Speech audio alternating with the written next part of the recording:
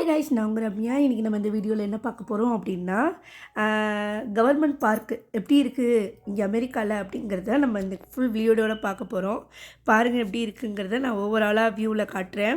Plus இதிலே வந்து ஒரு ஆடிட்டோரியமும் இருக்குது. ஏதாவது ஒரு ஃபங்க்ஷன்ஸ் ஈவெண்ட் இருந்துச்சுன்னா இந்த இடத்துல ஒரு ஆடிட்டோரியம் வச்சு இது போல் டான்ஸ்லாம் சொல்லி கொடுக்குறாங்க பார்த்தீங்களா. அது பக்கத்துலேயே பிள்ளைங்க குட்டி குட்டி பிளேயிங் ஏரியா இருக்குது, இன்க்ளூடிங் வந்து ரெஸ்ட் ரூமோடு இருக்குது.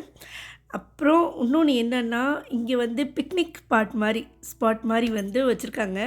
சாப்பாடு எடுத்துகிட்டு வந்து பிள்ளைங்களை விளையாட விட்டுட்டு இங்கே வந்து கொஞ்சம் நல்லா அழகாக விரித்து அழகாக எல்லாரையுமே பார்த்துக்கிட்டு பிள்ளைங்களை பார்த்த மணிக்கே வந்து இங்கே கொஞ்சம் ரிலாக்ஸாக இருக்கிறதுக்கு வந்து ரொம்ப அருமையான இடம். இதில் நிறைய வந்து விளையாட்டுலாம் இருக்குது. டிஃப்ரெண்ட் விளையாட்டுலாம் இருக்குது. அதே மாதிரியே பக்கத்தில் நான் காட்டின மாதிரி லேக்கும் இருக்குது. அதில் குட்டி குட்டி ஃபால்ஸ் வச்சு அவ்வளோ சூப்பராக இருந்துச்சு. மனசுக்கு ரொம்ப ஒரு இதமாக இருக்கிற இடம் இது. ஆக்சுவலாக எனக்கு ரொம்ப பிடிச்ச இடம் இது. பாப்பா இங்கே போய் விளையாட போனான்னா நான் போய் அங்கே ஒரு ஊஞ்சல் மாதிரி இருக்கும் சேரு, அந்த ஊஞ்சலில் போய் உட்காந்துக்குவேன். நான் அதுவும் காட்டுறேன் உங்களுக்கு எப்படி இருக்குங்கிறத.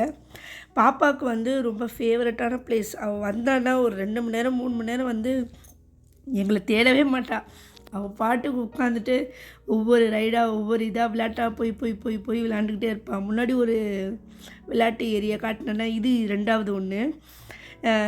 இதில் வந்து டிஃப்ரெண்ட்டாக இருக்குது. என்னென்னா, மேலே வந்து படியிலே போகாமல் வெறும் ரோப்பு இது மாதிரி தொங்கிட்டு போகிற மாதிரி அந்த மாதிரி டிஃப்ரெண்ட்டாக கொடுத்துருந்தாங்க. பிள்ளைங்களை நிறைய என்கேஜ் பண்ணுறதுக்கு. அதுதான் இங்கே அமெரிக்காவில் உள்ள ஸ்பெஷாலிட்டி. ஏன்னா பிள்ளைங்க எல்லாத்தையுமே வந்துங்களா அதுங்களாகவே கற்றுக்கணும், அதுங்களாகவே ஈஸியாக இது பண்ணிக்கணும், டிஃப்ரெண்ட்டாக இருக்கணும் அப்படிங்கிறத வந்து இங்கே ரொம்ப இது பண்ணுவாங்க. இந்த ரைடு என்னோடய ஃபேவரெட்டு.